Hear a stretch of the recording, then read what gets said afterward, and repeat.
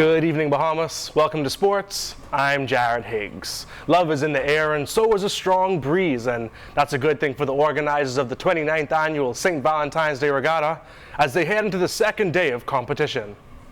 Hundreds gathered at the Montague foreshores for the 29th St. Valentine's Massacre Regatta. Eliezer Barber J. Johnson is the organizer. He tells us that today was the big day.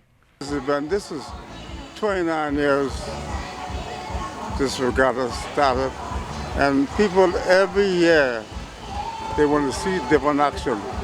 So that way I cross the regatta. I bring the big boats, sail on Saturday, so them who catch me, they can be warm up like the NBA. Make sure you throw your 3-pointer or a 2-pointer or you don't get fouled. And I try not to get fouled today. And by help of God, if I pull this race off, this will be the biggest event happened since I started, because this is 30 miles an hour wind. I never sailed in this before.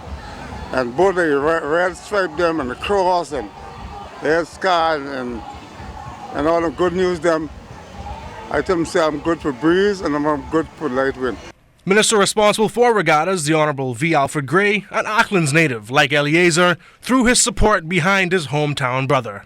Let me first of all congratulate Eliezer Johnson, we call him Baba J, for having yet another year did what he's done to bring this regatta to another successful anti-climax. And I am sure at the end of the day, whoever wins, they would have been happy they took part. As for me and the ministry and the government that I represent, we're delighted to support everything that's good about regatta. Baba J is a legend, and regattas are basically catching on all over this country. There is not one island that hasn't had the touch of regattas over the last several years. Buddy Hield and his Oklahoma Sooners dropping a close game in their second matchup against the Kansas Jayhawks last night. It was a tough first half for Hield, who went without a field goal until after the interval. The 8-mile Rockman hit 5 second-half three-pointers, ended the game with a total of 24 points. In the first meeting, a 109-106 triple overtime loss for the Sooners, Hield scored a game-high 46 points. The Sooners will travel to Lubbock, Texas on Wednesday, where they'll take on the Texas Tech Red Raiders. The North Andros High School Track and Field Championships is in the books. Our Julian Gibson was in the big yard. He's got the results from the second day of competition. Jared, yesterday at the Carl Oliver Track and Field Stadium, it was Showcase Your Beautiful Baby Day. Well, showcasing their speed in the under 14 200 meters was Blake Bullag. He came in first. He was out of breath. It was good. I'm glad I came first.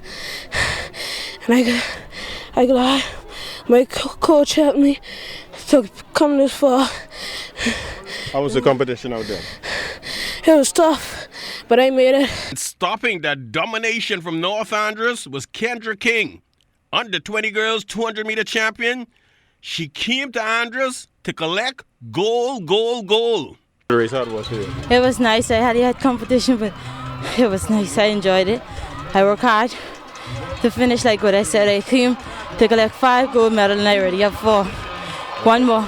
By the way, Kendra finished the Track and Field Classic collecting 5 medals. Reporting for ZNS Total Sports, I am Julian Gibson. Staying with some track and field, the first ever urban games were held yesterday at the old Thomas A. Robinson National Stadium. It was a day of fierce competition between the different urban renewal centers throughout New Providence. The 100-meter competition was especially fierce for the gold, silver, and bronze medals. Following the opening ceremony, the Royal Bahamas Defence Force Rangers had their discipline on display. Those push-ups looked tough, and the urban renewal band showing continued improvement and development.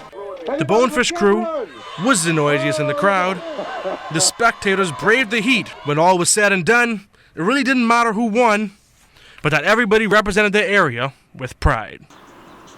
Taking a look at some cycling, President of the Bahamas Cycling Federation, Roy Colbrook, says the Family Islands will see lots more races coming their way. This as the season is set to open in the second city with the focus on junior cycling. Cycling will be opening up this season in Grand Bahama, the top of Grand Bahama.